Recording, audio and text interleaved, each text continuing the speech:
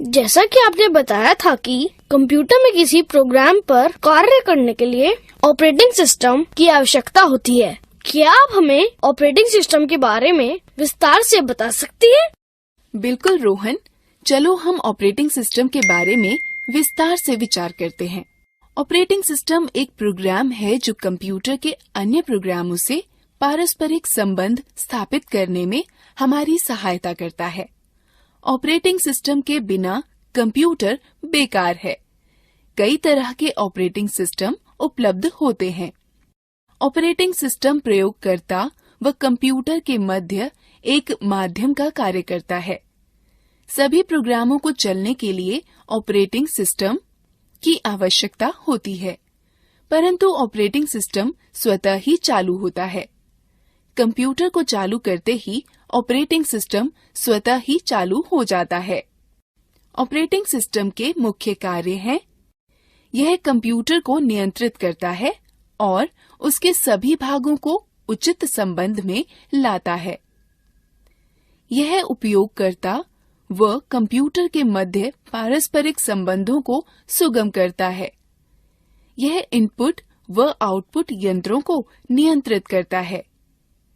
यह computer program के निष्पादन को नियंत्रित करता है। यह कंप्यूटर की मुख्य मेमोरी के प्रयोग को व्यवस्थित रखता है।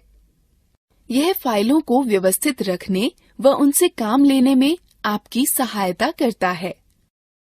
ऑपरेटिंग सिस्टम को दो भागों में वर्गीकृत किया जा सकता है: character user interface (CUI), graphical user interface (GUI). एक कर हम इनके बारे में विचार करते हैं। कैरेक्टर यूजर इंटरफेस (CUI) में किसी तरह के आइकॉन या चित्र नहीं होते हैं। यह केवल लेख व अक्षरों पर चलता है। हम CUI पर लेखीय निर्देश जैसे रीनेम, CLS, CD, MD और DIR या डायरेक्टरी पर कमांड निर्देश देकर कार्य कर सकते हैं। CUI का एक उदाहरण है disk operating system. Graphical user interface GUI की पृष्ठभूमि चित्र वाली होती है और साथ साथ बहुत सारे आइकॉन भी होते हैं। GUI के उदाहरण हैं Windows XP, Windows XNT, Windows 7 और उबुंटू। GUI को पुनः दो भागों में विभाजित किया जा सकता है: सांपत्तिक मालिकाना सॉफ्टवेयर और स्वतंत्र या मुक्त सॉफ्टवेयर। मालिकाना सॉफ्टवेयर एक प्रकार का कंप्यूटर सॉफ्टवेयर है जिसकी अनुज्ञप्ति कॉपीराइट धारक के विशिष्ट कानूनी अधिकार के अधीन होती है। मालिकाना सॉफ्टवेयर के उपयोग के लिए अनुज्ञप्ति की आवश्यकता होती है, जो उसकी फीस देने या भुगतान करने के बाद ही प्राप्त होता है।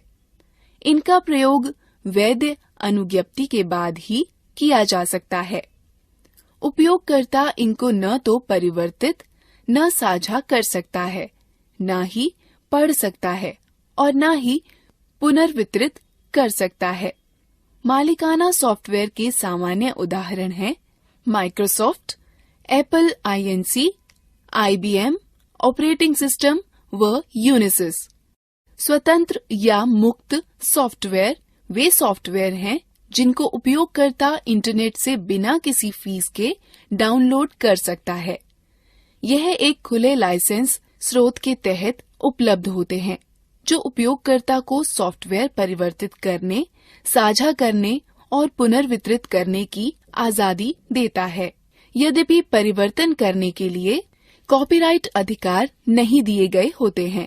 स्वतंत्र या मुक्त सॉफ्टवेयर के सामान्य उदाहरण हैं यूनिक्स, लाइनक्स, ऑरोरा UX और ओनियन सोलरिस।